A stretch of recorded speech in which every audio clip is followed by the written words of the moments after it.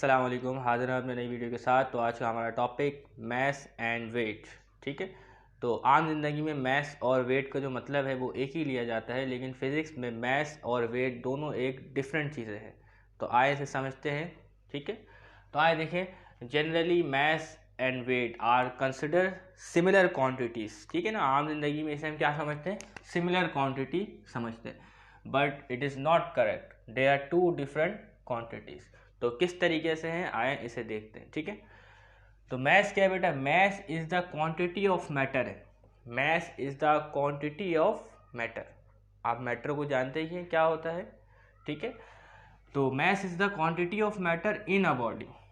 ठीक है ना, ये सोचे ये मार्कर है, इसमें मैटर की जितनी तादाद मौजूद है, इसमें मैटर की जितनी तादाद मौजूद है, तो इसे हम क्या करेंगे बेटा? बैलेंस से कैलकुलेट करेंगे, तो हमें पता चल जाएगा कि इसके अंदर कितना मैटर मौजूद है, तो इसका हमें मास पता चल जाएगा। ठीक है ना, तो मैस क्या है बेटा? क्वांटिटी ऑफ मैटर है। ठीक है, रिगार्डलेस ऑफ इट्स वॉल्यूम और any force acting on it. ठीक है ना, तो इसके वॉल्यूम को भी हम नहीं देखते हैं। ठीक है ना, चाहे उसका वॉल्यूम ज़्यादा हो या कम हो, ठीक है, या उसके ऊपर कोई फोर्स अप्लाई हो रही हो, उसे हम खातिर में नहीं लाते। हम सिर्फ किसको देखते हैं बेटा? क्वांटिटी ऑफ मैटर को देखते हैं। ओके, यानी कि कोई हमारे पास मेटल है, कोई मेटल है हमारे पास इतना सा, सोचे इतना ही सा हमारे पास एक मेटल है, और इसका जो वेट है आपके पास कितना है? 2 kg। ठीक है, और आपके पास क्या है? आपके पास फ्लोर है, ठीक है, आटा, ठीक है, वो है इतना सारा, ये इतना सारा मिला के हो रहा है 2 kg। ठीक है ना, इसमें जो फ़र्क आ रहा है वॉल्यूम का आ रहा है, तो हम वॉल्यूम को भी नज़रअंदाज कर देते हैं। ठीक है, सिर्फ हमारा जो फोकस किस पे होता है बेटा? क्वांटिटी ऑफ मैटर पर होता है।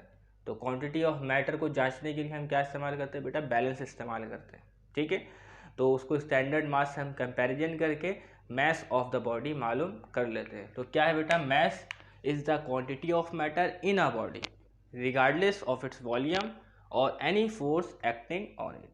तो उस तमाम फोर्सेस को हटा के, वॉल्यूम को हटा के, हम सिर्फ मैटर पर फोकस करते हैं। क्लियर? उसके बाद लिखा हुआ it is always constant and any place.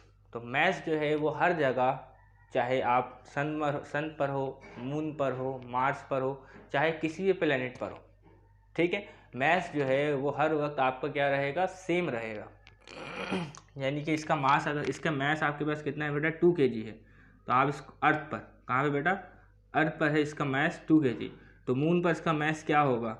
तो मून पर भी इसका मैस क्या होगा बेटा? 2 kg। मार्स पर इसका मास क्या होगा बेटा? इसका मास वहाँ पे भी क्या होगा? 2 kg। क्लियर?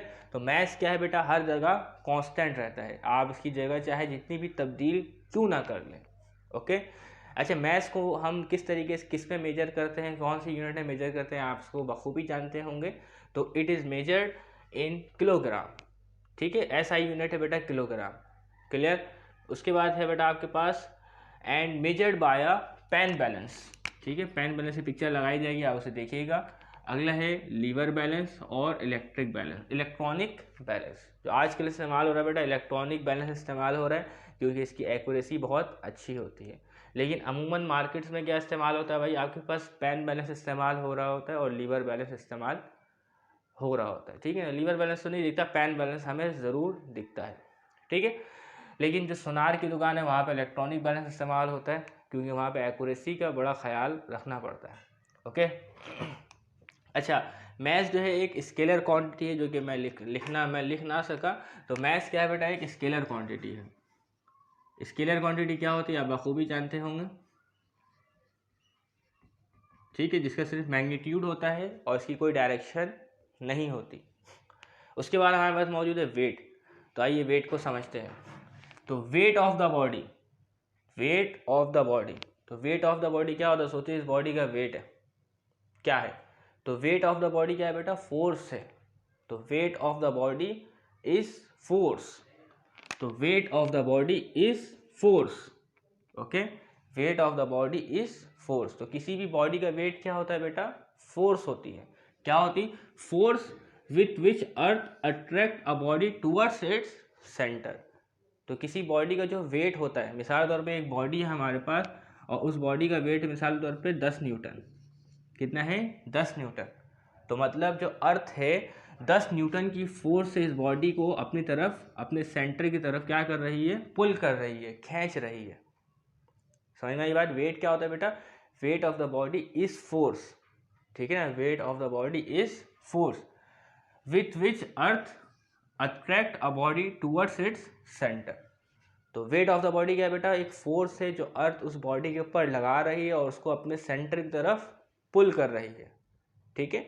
तो वेट ऑफ द बॉडी जब भी आ जाता है तो उसमें बेटा वेट का फॉर्मूला हमारे पास मौजूद है, W = mg, ठीक है। ये m का मतलब आपके पास क्या है बेटा? इसको मैं पूरा लिख देता हूँ, weight is equal to mass multiply ये acceleration due to gravity. G के मायने क्या है बेटा? Acceleration due to gravity. Acceleration due to gravity के बारे में आप जानते ही होंगे यकीनन, तो इसको शॉर्ट में लिखा जाए सिंबॉलिक फॉर्म में mg। तो वेट ऑफ द बॉडी को किस तरीके से हम मालूम कर सकते हैं बेटा? फॉर्मूला इस्तेमाल करेंगे mg। तो मैस को आप किससे मल्टीप्लाई करेंगे? Acceleration due to gravity. तो अर्थ के ऊपर एक्सेलरेशन ड्यू टू ग्रेविटी क्या होती है बेटा? अर्थ के ऊपर एक्सेलरेशन ड्यू टू ग्रेविटी की वैल्यू होती है 9.8 मीटर पर सेकंड स्क्वायर। तो जब एक्सेलरेशन ड्यू टू ग्रेविटी की वैल्यू को आप मैस से मल्टीप्लाई कर देंगे तो आपको क्या पता चल जाएगा? वेट ऑफ द बॉडी पता चल जाएगा। और वेट ऑफ द बॉडी होता है बेटा force with which earth attract the body towards its centre, ठीक है। उम्मीद करते हैं आपको वेट की डेफिनेशन अब समझ में आ गई होगी। तो वेट क्या है बेटा? एक फोर्स है जिस फोर्स से अर्थ उस बॉडी को अपने सेंटर की तरफ अट्रैक्ट करती है, ओके। अच्छा, the weight of an object depend on the gravity. जो वेट ऑफ द ऑब्जेक्ट है वो किसके ऊपर डिपेंड करता है बेटा? ग्रेविटी के ऊपर करता है। तो मून के ऊपर ग्रेविटी की वैल्यू दूसरी है, ठीक है। मून के ऊपर जो ग्रेविटी की वैल्यू आपके पास मौजूद है वो आपके पास है 1.6 मीटर पर सेकंड स्क्वायर। और मार्स के ऊपर जो आपके पास ग्रेविटी की वैल्यू है वो है 3.7 मीटर पर सेकंड स्क्वायर। और अर्थ के ऊपर जो मौजूद है ये आप पहले से ही जानते हैं, ठीक है ना। तो अलग अलग जगहों पर अलग अलग ग्रेविटी की वैल्यू पाई जाती है। जब अलग अलग जगहों पर अलग अलग ग्रेविटी की वैल्यू पाई जाएगी तो वेट भी क्या है बेटा? हर प्लेस पे डिफरेंट होगा, ओके। तो वेट क्या है बेटा? प्लेस के हिसाब से चेंज होता रहता है। तो जहाँ पर ग्रेविटी की वैल्यू कम होगी वहाँ वेट कम होगा, जहाँ ग्रेविटी की वैल्यू ज़्यादा होगी वहाँ वेट ज़्यादा होगा। तो मिसाल के तौर पे, अच्छा मिसाल के तौर पर मून पे जो ग्रेविटी की वैल्यू है वो है 1.6। मून पे कितनी है बेटा? 1.6 मीटर पर सेकंड स्क्वायर। और अर्थ पे है 9.8 मीटर पर सेकंड स्क्वायर। तो बताएं ग्रेविटी की वैल्यू किस तरफ ज़्यादा होगी इन दोनों के कंपैरिजन में? वेट ऑफ द बॉडी कहाँ पे ज़्यादा होगा बताएं? तो कहाँ पे ज़्यादा होगा बेटा? अर्थ पे ज़्यादा होगा। और मून पे क्या होगा? कंपैरिजन में कम होगा, क्योंकि मून में क्या है बेटा? ग्रेविटी की वैल्यू बहुत कम है, तो वहाँ पे ग्रेविटेशनल पुल बहुत कम है, ओके। तो weight of the weight of an object depend on the gravity at that place. जबकि मास जो है बेटा वो it is always constant at any place. उसके बाद it is measured in newton. ये तो नॉर्मल सी बात है कि मैंने बताया कि वेट ऑफ द बॉडी क्या है बेटा? फोर्स है, तो इसको हम किस में मेजर करेंगे? न्यूटन में मेजर करेंगे, क्लियर। आप इस फॉर्मूले से आप न्यूटन निकाल भी सकते हैं, ठीक है ना। जरा आए देखें किस तरीके है। ये मैस की यूनिट क्या होती है बेटा? किलोग्राम होती है। एक्सेलरेशन यूनिट क्या होती है? मीटर पर सेकंड स्क्वायर। और किलोग्राम इंटू मीटर पर सेकंड स्क्वायर आप जानते हैं किसके बराबर होता है? न्यूटन के बराबर होता है। जब आपने फोर्स का टॉपिक पढ़ा है ये Newton second law of motion पढ़ा है, क्लियर। उसके बाद and it measured by using a spring balance. तो स्प्रिंग बैलेंस आप देख सकते हैं। तो स्प्रिंग बैलेंस को इस्तेमाल करते हुए किसी भी बॉडी का वेट मालूम किया जा सकता है। तो जब बॉडी ये under the influence of gravity है तो उसके ऊपर ग्रेविटी भी एक्ट कर रही है और इससे हम वेट ऑफ द बॉडी मालूम कर सकते हैं, क्लियर। अगर आपको किसी बॉडी के क्या है किसी बॉडी का आपको वेट मालूम करना है तो उसके लिए हमारे पास तरीके मौजूद है। तो बुक में आपके एक सवाल मौजूद है, उसे सॉल्व करते हैं। अच्छा, वेट क्या है बेटा? एक वेक्टर क्वांटिटी है, जबकि मैस क्या है? एक स्केलर क्वांटिटी है, ठीक है। वेट की डायरेक्शन होती है। वेट की क्या होती है बेटा? डायरेक्शन कहाँ होती है? Towards the centre of the earth. अगर अर्थ में है towards the centre of the earth, clear. और डिफरेंट जगह पर डिफरेंट डायरेक्शन होगी, लेकिन अर्थ में direction centre of the earth की तरफ होगी। तो ये एक सवाल मौजूद है आपके पास question number 8B page number 85 और क्वेश्चन नंबर 8 में आपके पास डिफरेंस बिटवीन दिए गए, तो उसे सॉल्व करवाने की ज़रूरत तो नहीं है। तो इस सवाल को ज़रा देख लेते हैं किस तरीके से सॉल्व होता है। The mass of an object 60 kg, तो आपको मैस दिया गया है किसी ऑब्जेक्ट का 60 kg, पूछा जा रहा है वेट बताएं, find its weight on earth moon Mars, ठीक है, अर्थ मून मार्स। तो इन जगहों पे आपको क्या मालूम करना है, वेट मालूम करना है, आपको एक्सेलरेशन ड्यू टू ग्रेविटी की वैल्यू तीनों जगह की दे दी गई है। तो आइए तीनों जगह के तमाम सवाल को सॉल्व करते हैं, ठीक है। पहले हम यहाँ पे सॉल्व करेंगे किसके लिए, मून के लिए सॉल्व करेंगे, क्लियर। पहले अर्थ के लिए सॉल्व करेंगे, ठीक है। यहाँ पे अर्थ की हेडिंग लगा देता हूँ मैं, और यहाँ पे हम सॉल्व करेंगे मून के लिए, और यहाँ सॉल्व करेंगे मार्स के लिए, ठीक।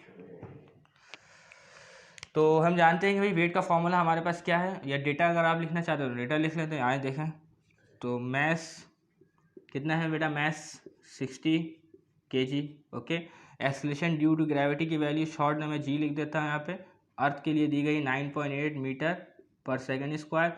सॉल्यूशन फॉर्मूला क्या है, W is equal to mg, ठीक। m में आपको लिखना है बेटा 60 kg और ग्रेविटी में 9.8 मीटर पर सेकेंड स्क्वायर, ठीक है। इसको मल्टीप्लाई करेंगे आप तो आपके पास क्या है बेटा, इसका आंसर आ जाएगा। और किलोग्राम इंटू मीटर पर सेकंड स्क्वायर बराबर होता है न्यूटन के। तो जो भी मैग्नीट्यूड है आप इसे यहाँ पे लिख दीजिएगा, ठीक। कैलकुलेटर अवेलेबल नहीं है मेरे पास। 588 न्यूटन, किलोग्राम इंटू मीटर पर सेकंड स्क्वायर बराबर होता है बेटा न्यूटन के, क्लियर। तो आइए मून को सॉल्व करते हैं। तो मैस ऑफ द ऑब्जेक्ट क्या दिया गया है आपको, 60 kg। जी की वैल्यू क्या है मून पर, 1.6 मीटर पर सेकंड स्क्वायर। आपको मालूम क्या करना है, वेट मालूम करना है, weight on moon W is equal to mg, clear. Mass में आपके पास आ जाएगा 60 kg और ग्रेविटी में 1.6 मीटर पर सेकंड स्क्वायर। और 60 को आप मल्टीप्लाई कर दें किससे भाई, 1.6 से, क्लियर। तो आपके पास आ जाएगा बेटा 96 न्यूटन, 96 न्यूटन, ओके। मास में आपको मालूम करना है कि वेट क्या होगा बॉडी का, 60 kg अगर उसका मास है तो उसका वेट मास पर क्या होगा। तो उसी तरीके से आप लिखें, डेटा बनाएं, mass is equal to 60 kg, acceleration due to gravity की वैल्यू आपको दी गई है 3.7 मीटर पर सेकंड स्क्वायर। सॉल्यूशन करें, फॉर्मूला लगाएं, W is equal to mg, clear. Mass में लिखना है आपने 60 kg और जी में लिखना है आपने 3.7 मीटर पर सेकंड स्क्वायर। ये सवाल आपके MCQs में भी आ सकते हैं, लेकिन मुश्किल है कि ये शॉर्ट क्वेश्चन में आए, लेकिन MCQs में ज़्यादा पूछे जा सकते हैं, ठीक है। तो 60 को आपको मल्टीप्लाई करना है 3.7 से, तो आपके पास आएगा 222 किलोग्राम इंटू मीटर पर सेकंड स्क्वायर बराबर होता है न्यूटन के। तो वेट ऑफ द बॉडी क्या है बेटा, 222 न्यूटन, क्लियर। तो सबसे ज़्यादा जो वेट ऑफ द बॉडी कहाँ आया बेटा, अर्थ पर आया है, 588 न्यूटन। मैसेज सेम है दोनों के, ये याद रखिएगा, मैसेज क्या है बेटा, सेम है, लेकिन सबसे ज़्यादा जो वेट ऑफ द बॉडी आया है वो किस पे आया है बेटा, अर्थ पर आया, क्लियर। और उससे कम किस में आया है, मार्स पर आया है। और उससे सबसे ज़्यादा कम किस पे आया बेटा, मून पर आया, क्योंकि मून पे ग्रेविटी देखें बहुत कम है, ठीक है। मार्स में उससे ज़्यादा है और अर्थ में उससे ज़्यादा है, ठीक है। और हर जगह पे अलग अलग ग्रेविटी की वैल्यू पाई जाती है। तो आप ज़रूर इसे सर्च करें, गूगल पे जाएं, इसे ढूंढें कि ग्रेविटी की वैल्यू किस किस प्लेस पर क्या क्या पाई जाती है, ठीक है। इससे आपके लिए रिसर्च करने का जज्बा बढ़ेगा। तो उम्मीद करते हैं टॉपिक आपको समझ में आ गया हो। तब तक के लिए इजाज़त दीजिएगा, अल्लाह हाफिज़।